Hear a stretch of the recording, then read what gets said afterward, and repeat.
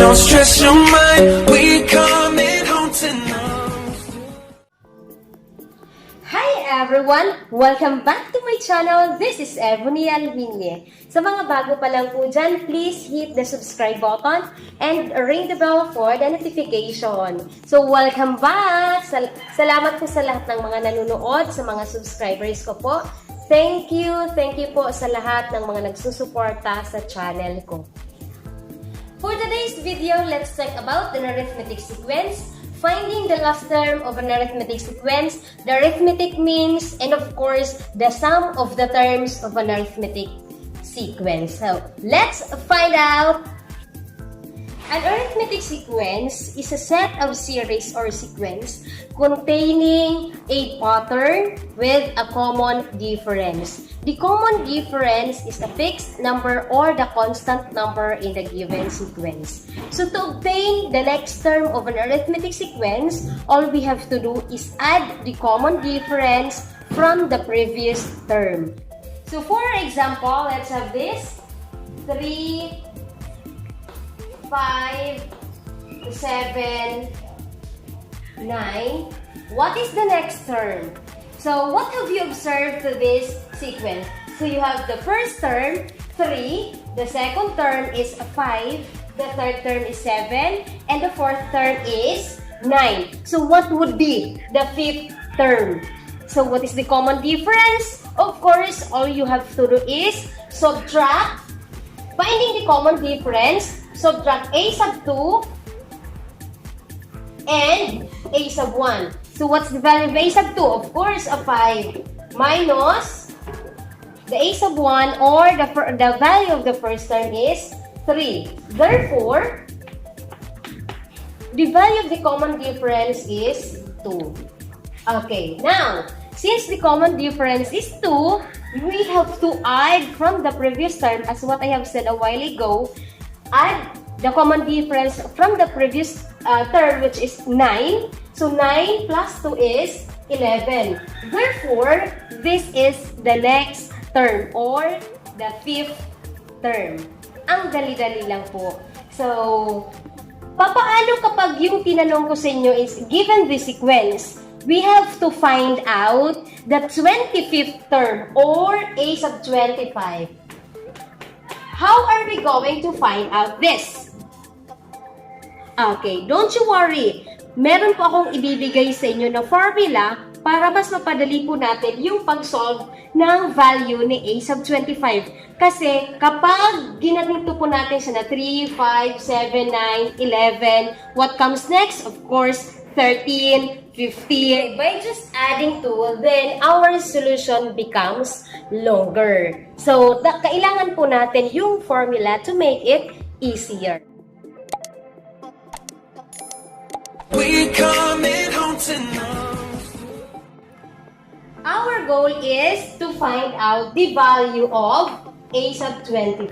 Ito po yung goal natin. So, following the formula of finding the terms of an arithmetic sequence, which is a sub n is equal to the first term plus the quantity of n minus 1 multiplied by the common difference. This will be our formula in finding the last term of an arithmetic sequence. So, we have to take note of the given terms. We have the last term as a sub n, the first term as a sub 1, and of course, d as the common difference. So, let's find out first all the values. So, a sub 1, we have, of course, 3. The common difference, we solved it already. So, 5 minus 3 is 2. Therefore, the common difference is 2. Then, a sub 25 is still unknown. Yan po yung kailangan natin isolve. So, we have to substitute it. So, n, that is the last term or the 25. So, a sub 25 is equal to, let's substitute first term, which is 3. Plus, yung n natin is 25 minus 1 multiplied by the common difference, which is 2. Okay, let's bring down 3 plus 25 minus 1, we have 24. Multiplied it by 2, we have 48. plus 3. Therefore, a sub 25 is equal to, what is the sum? Of course, 51. Therefore, a sub 25 is equal to 51, following our formula in finding the last term of an arithmetic sequence. So, mas madali po kapag in-apply natin si formula, unlike po kung ima-manual computation po natin. Diba? Kung 3, 5, 7, 9, 11, 15, and so on, hanggang umabot po tayo kay 51. So, it takes only a minute to do this compared po sa manual computation. Did you get it? Okay, let's have another example. Let's have the given as the negative. Alam ko po na kapag naririnig nyo yung mga negative numbers, mukhang nararattle na tayo kasi nga negative. But don't you know that negative multiplied by negative, that is equal to positive. So kapag deny ng deny yung tao, rest assured na positive yan. So, not all negatives are bad. Diba? Kasi paano yung pregnancy test na negative? Diba ang saya? Charot! Okay, so the first term will be negative 5. Then, let's have the common difference. Gawin din natin negative siya. What do you want? Say for instance, negative 4. Then, ano yung kailangan natin kunin? Or, a sub 15. Yan yung unknown natin. And take note po ha, walang negative na number of terms. So, ito lang po yung positive. Sige. Following the formula, the formula in finding the last term is a sub n is equal to the first term plus the quantity of n minus 1 multiplied by the common difference. So, let us substitute a sub 15. The first term is negative 5 plus the value of n is 15 minus 1 multiplied by the common difference, which is negative 4. So, bring down negative 5 plus 15 minus 1, you have 14 multiplied by negative 4. So, what is the answer? 14 multiplied by negative 54, you have negative 56. Okay, integers na tayo. So, negative 5 plus negative 56. So, the rule in adding integers, when you add the same sign, you have to copy the sign. So, what is the sign? Of course, negative, then proceed to addition. So, therefore, a sub 15 is equal to negative 5 plus negative 56, you have negative 61. Therefore, the 15th term of the sequence, given the first term, negative 5, with its common difference, negative 4, is equal to negative 61. Okay, klarado po ba? Ang saya. Thank you kung may naintindihan po kayo. So now, let's proceed to the next example. We coming home tonight. Okay, so let's have this. We have the first term. So, we have 15. The common difference is, yung common difference lang yung negative natin. Let's have negative 7. Then, the last term is 20. Okay, yan yung given po natin ha. Following the formula, a sub n is equal to a sub 1 plus the quantity of n minus 1 multiplied by the common difference. Now, let us substitute. What is the value of n? Of course, 20. So, we have to find out the value of a sub 20. Then, a sub 1 is 15. So, isa-substitute lang po natin, ha? Then, the value of n, of course, is 20 minus 1, following the common difference, which is negative 7.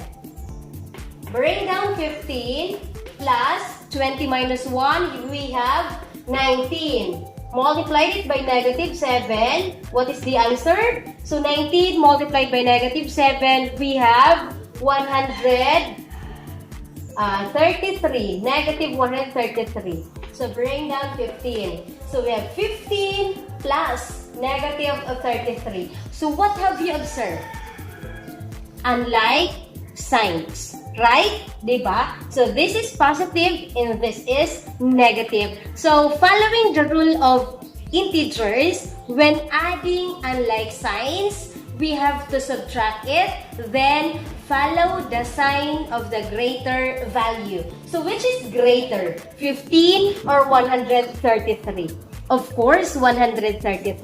What is the sign of 133? Negative. So therefore, our answer or the final result will be a negative sign. So ano yung sinabi ko kanina? Kapag unlike sign, we have to subtract. So 15 plus negative 133, what is the answer? We have negative 100. What's the answer?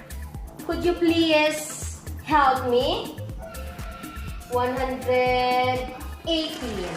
Therefore, a sub 20 is equal to negative 118. Tandaan po yung mga rules ng integers, ha? Do not forget that.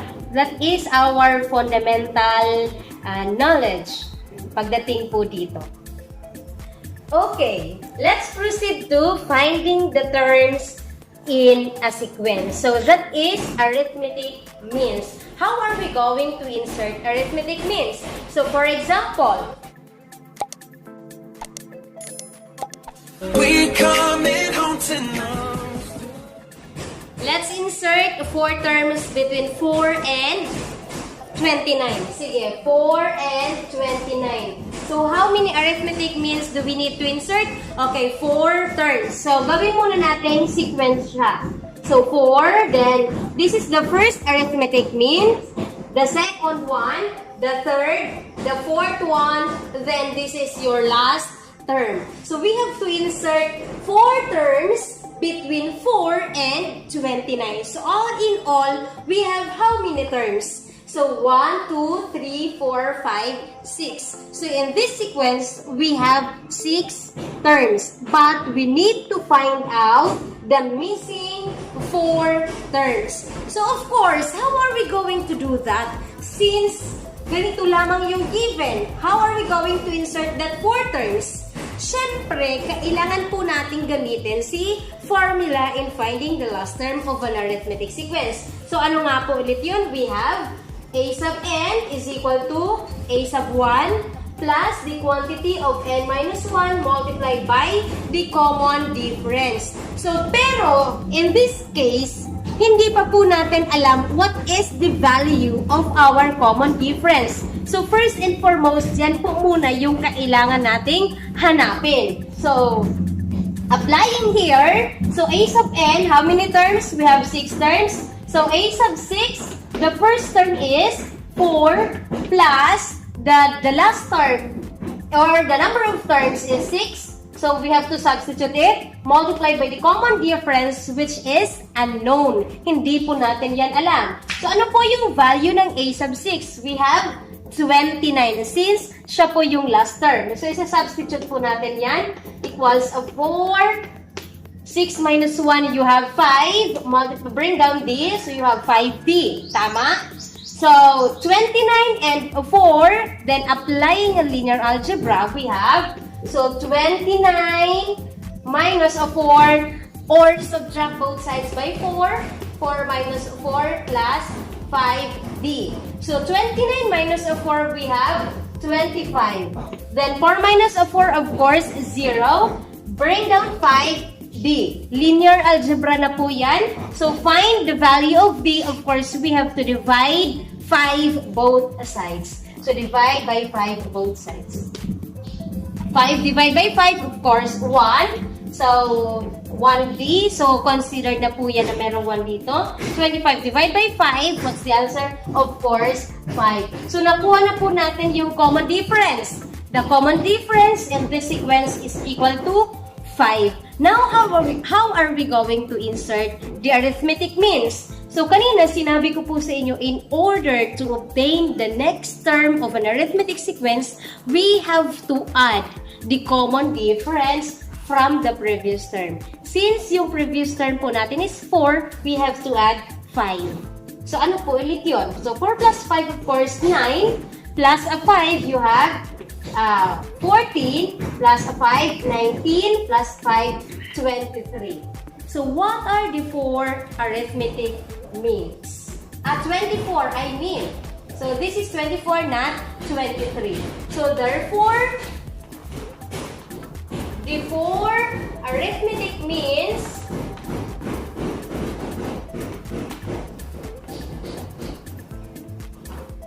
are 9, 14, 19, and 24.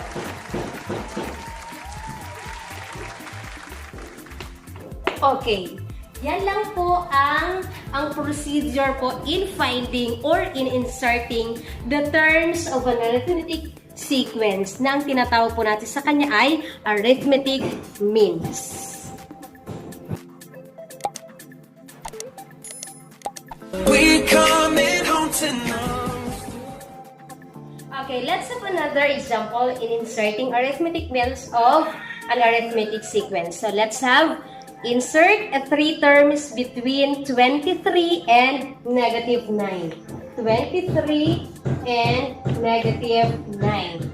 So we have to insert three terms. So to have 23, the first arithmetic mean, the second one, and the third one, then the last term. So negative 9. Okay. Ganun pa rin po, same process, following the formula. A sub n is equal to a sub 1 plus the quantity of n minus 1 multiplied by the common difference. So how many terms now do we have? 1, 2, 3, 4, and 5. So there are 5 terms in our arithmetic sequence. So you have a sub 5 is equal to the first term, which is 23, plus the value of n is the number of terms, which is a 5 minus 1. The common difference is unknown. So let's bring down that. So a sub 5, the value of that is negative 9. So negative 9. Bring down 23. 5 minus 1 is a 4. Bring down d. Then linear algebra. Let's subtract both sides by 23. So, 23 minus 23 plus 4d. So, same signs. Kanina sinabi ko, diba, the rule in adding integers or the rule of the integers, when same signs, what will happen? Of course, add, then copy the sign. So, 9 plus 23, we have 32. Then copy the sign, which is negative. 23 minus 23, that is equal to 0. Bring down 4d. Then divide both sides by 4 to get the value of d. So 4 divided by 4, of course, 1. So we have 1d. Then negative 32 divided by 4, we have negative 8. Therefore, the common difference of our sequence is negative 8. Now, let us complete our sequence. So you have 23 plus negative 8, what will happen? We have 15. 15 plus negative 8, we have 7. 7 plus negative 8, we have negative 1. The negative 1 plus negative 8, you have negative 9. Therefore, 15, 7, and negative 1 are our three arithmetic means in this sequence. Naintindihan po? Thank you. Okay, last example. So let's insert in our arithmetic sequence 5 terms between negative 48 and negative 24. So ang dami, di ba? 5 terms. So negative 48, then the first arithmetic mean, the second one, the third, the fourth, and the fifth one, then the last term, which is negative 24. So same process. So a sub n is equal to a sub 1 plus the quantity of n minus 1 multiplied by the common difference. So how many terms do we have? 1, 2, 3, 4, 5, 6, 7 terms. So a sub 7 is equal to the first term, which is negative 48 plus The number of terms is 7 minus 1. The common difference is missing. Then the value of last term, which is a sub 7, is negative 24. Bring down negative 48 plus 7 minus 1. The answer is 6D. Okay, bring down D. Then, what will happen? Add both sides by 48. So, negative 48, negative 24, plus 48 was, okay, bring down natin, negative 48 plus 48, bring down plus 6D. So, what will happen? Negative 48 plus, negative 24, plus 48, you have 24. Then, this is 0 plus 6D. Bring down natin. Then, divide both sides by 6. The value of D is 24 divided by 6. That is 4. Therefore, our common difference is 4. Now, let's add 4 from negative 48 to obtain the next term. So, negative 48 plus 4. So, unlike signs, so subtract natin. You have negative 44 plus 4. You have negative 40 plus 4. Negative 36 plus 4. Negative 32 plus 4. You have negative 28. Therefore, the 5 arithmetic means of this sequence are negative 44, negative 40, negative 36, negative 32, and negative 28. Very easy. We coming home tonight.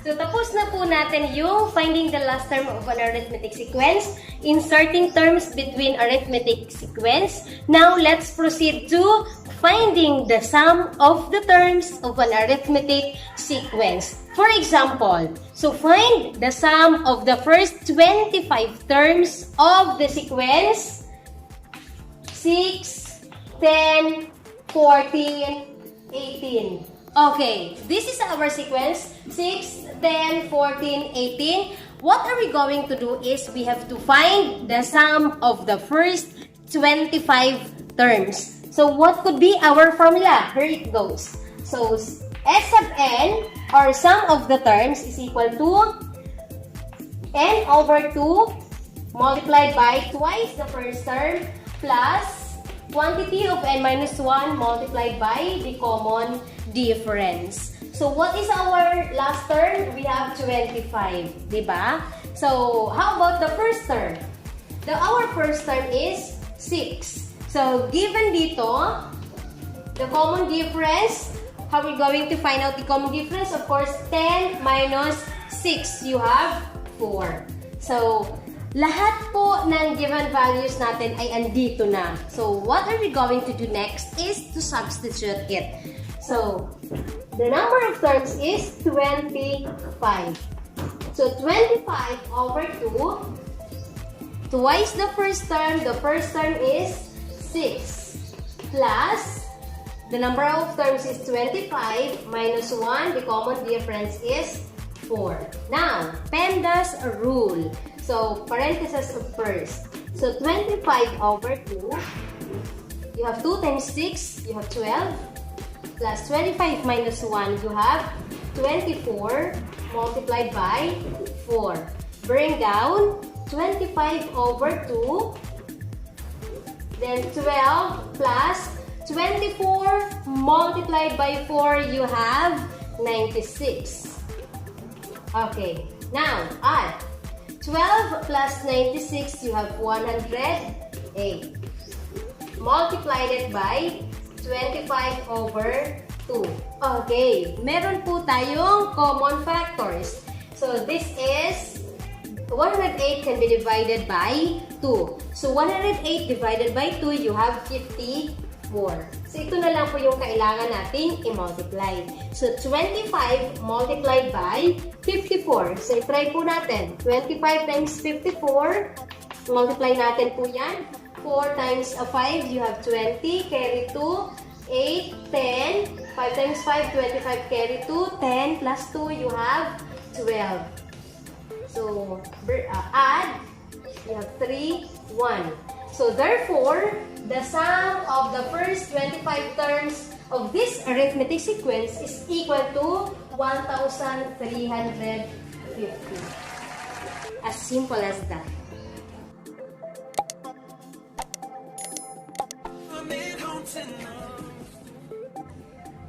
Okay, last example po natin para sa sum of the terms of an arithmetic sequence. Let us find out the sum of the first 50 terms of the sequence given the first term. The first term is, let's say, 3. The common difference is, let's say, another 3. Then, first 50 terms. So, madali lang po yan. Don't you worry. We have the formula. So, S sub n is equal to n over 2 multiplied by twice the first term plus multiplied by the common n minus 1 multiplied by the common difference. So, following the formula and applying it, so you have the number of terms which is 50. So, S of, or sum of the 50 terms is equal to 50 over 2 twice the first term. The first term is a 3 plus 50 minus 1. The common difference is 3. Now, let's proceed. This can be divided by 2. Divisible by 2 yung 50. So, 50 divided by 2 is 25. Then, following the PEMDAS, 2 times 3 is 6. Plus 50 minus 1 is 49, I mean. Multiplied by 3. Bring down 25. Bring down 6. 49 multiplied by 3, you have 27. Carry 2, we have 147. Okay. Plus 6. So, 6 plus 147, that is equal to 153. Now, let's multiply it. So, 153 multiplied by 25, we have 15, carry 1, 25 plus 1 is 26, carry 2, 5, 7. Then 6, 10, carry 1, you have 3. Tama? So, bring down 5. 6 plus 6 is 12, carry 1. Then, 1 plus 7 is 8. Bring down 3. Therefore, the sum of the first 50 terms of an arithmetic sequence given the first term 3 in the common difference of 3 is 3,825.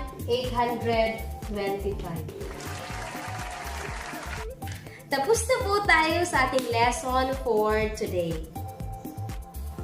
Isang makabuluhang video na naman po ang ating natapos na ngayon. Maraming salamat po sa ating mga tagapagsubaybay. Pasensya na po kasi medyo merong unnecessary sounds kanina habang po nag-film tayo. Hindi po talaga natin yan maiwasan, di ba?